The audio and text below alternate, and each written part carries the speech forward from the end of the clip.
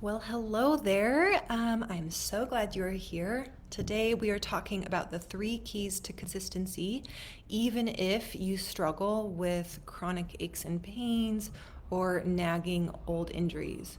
So, I know a lot of people in the fitness and wellness space talk a lot about consistency. And today, I really intentionally want to talk about what it's like when you struggle with injury or pain, what it's like to build consistency within your fitness and wellness routine when you're struggling with that as well. So, thanks again for joining me. My name is Linnea. I have gone from being an injured circus performer with chronic neck pain to the owner and founder of my own Pilates studio here in Olympia, Washington. I specialize in corrective exercise and functional biomechanics. I've personally recovered from 7 different surgeries, a couple head injuries, a herniated disc in my neck, and I've come back stronger, smarter, and more passionate than ever to help others on their healing journey. So let's dive into this idea, the three keys to consistency, even if you struggle with pain or injury. I mean, you know that staying active is important for reducing your pain and keeping your joints lubricated and mobile. You know that if you're able to stay active, it will improve your energy, not to mention your mental health, not to mention your just general stress relief, right? But it can be so hard to find a workout that works. um, you might have even had sort of like a really good routine and you were on a roll, but then you had a flare up and everything kind of unraveled and you haven't gotten back on the proverbial bandwagon since then. So I just want to say these things because I can really relate. I've been there myself and I've seen so many of my clients struggle with this. So I just want to say that so that you know you're not alone if that has been your experience. Um, so let's get into this a little bit more. I just have 3 tips for y'all, keeping it really simple, keeping it really actionable so that hopefully you can take these tips and just start implementing them straight away. Okay, so tip number 1 is to really foster a deep connection with why this matters for you, right? We kind of know on an intuitive level why maybe we need to be active. A lot of external sources will be telling us, like our doctor will say, like, oh, just try to stay active. But if it's not coming from a deep internal conviction and a deep internal connection to why this is important to you, then sometimes we will struggle to actually make the time and prioritize it. So, a trick that I like to suggest here actually is to make a list of 10 reasons why this matters. And literally to write that out on a post it note, write it out on a flashcard. I have been known to even write this out like I have a couple different apps on my phone where you can like write little notes. So I will turn that into the wallpaper on my phone so that anytime I look at my phone, I see those 10 reasons why. Basically, you just want to have it somewhere in your visual field so that you'll just walk past it and see these 10 reasons why this matters. And you're just looking at it every day or, multiple days per week or something like that.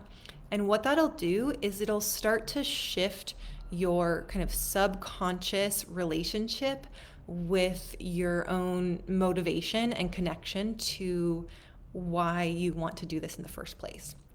Okay, so that's my first tip is to write a list of 10 reasons why it matters for you to be consistent in your fitness and wellness routine, and then post that somewhere where you're going to see it multiple times per week. Okay, tip number 2 is to make it fun, funny, or somehow uplifting. So, fun, funny, or somehow uplifting. Because let's be real, it can be so freaking depressing. It can be such a downer, right? We can struggle, we can fail, we can feel like we've tried everything. And so, like, I have a story for you guys related to this. I remember this particular evening. This was years ago now. This was probably 11, 12 years ago now. I tore my ACL in my left knee, and it was this grueling 9, almost 12-month period of rehabilitation to get back to a place where I could walk and hike and run and jump without thinking about my knee. And I was probably a month out of surgery, right? So a month post-op. And I was just doing the most depressing physical therapy exercises. They were so boring. They were so monotonous. It was like 200 reps per day. I just had to squeeze the muscles in my thigh and then relax them and squeeze them again. And I think I even had to do that a couple times a day. It was like 100 times, 3 times a day, just squeeze and relax or something like that.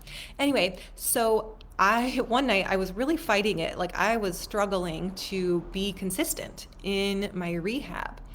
But at that point, I was still working towards being a professional circus performer. I was hell bent on having a successful recovery. So that was working for me, but it was still a serious struggle. And so one night I decided to get dressed up. I think I put on some kind of slightly sexy outfit. I remember bright colors. I remember like a funny scarf or something like that around my neck. I put on makeup. I put on lipstick. Me and my now husband made cocktails, and all of that just so that I could squeeze my thigh muscle and then relax it.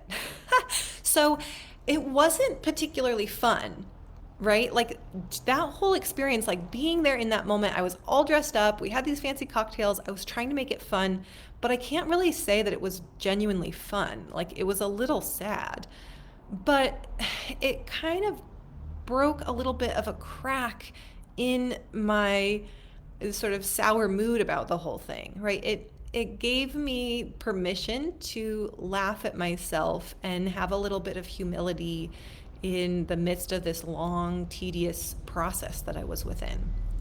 Okay, so hopefully you can relate. You can find some kind of way to, if it's not at least totally fun, make it a little bit uplifting. Maybe you can go outside if it's a nice, beautiful day. Another example from that period of time is I just decided to get a membership. I kind of decided to splurge, and I got a membership at the fanciest gym in town as a way to kind of treat myself, even though I had to go do this really boring physical therapy. So those are a couple of examples of what you can do to just try to make it a little bit fun or funny or somehow uplifting when you have to kind of do something that might, at least at first, feel a little bit like a slog. Okay? So, and hopefully we can get to the place where it's not a slog, but at first there can be a little bit of like this digging in and getting the work done. Okay, so trying to figure out a little way to make that a little bit more enjoyable. Okay, so my third tip for y'all is around community and support. And, this is going to be different for everybody. Some people are happier to be hermits than others, but we all benefit from having other people that have had a similar experience or have similar goals and similar needs. We all benefit from being able to share stories, to get tips and tricks from other people that are, having a similar experience. And this is more and more true, I think.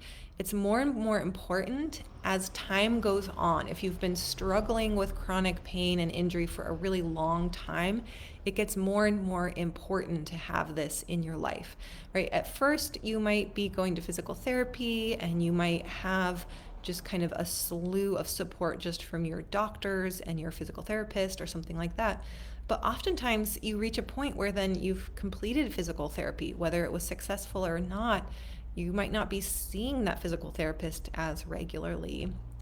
And it can get really lonely, right? We can get into these places where it feels like we've tried everything and it feels like nobody quite understands what's going on for us. We can feel like we're just a number in the healthcare system.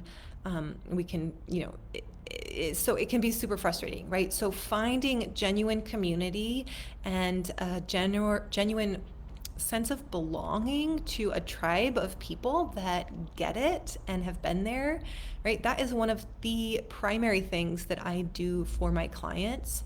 And certainly I'll be doing that more in the kind of coming months of creating online spaces here where we can come together in community. So stay tuned for that. If that particular tip of community really resonates with you, there will definitely be more to come. Make sure to follow me. I go live every single week doing these kind of tutorials. So certainly reach out, let me know what you're struggling with, and I will even specifically kind of design one of these tutorials all around whatever's going on for you.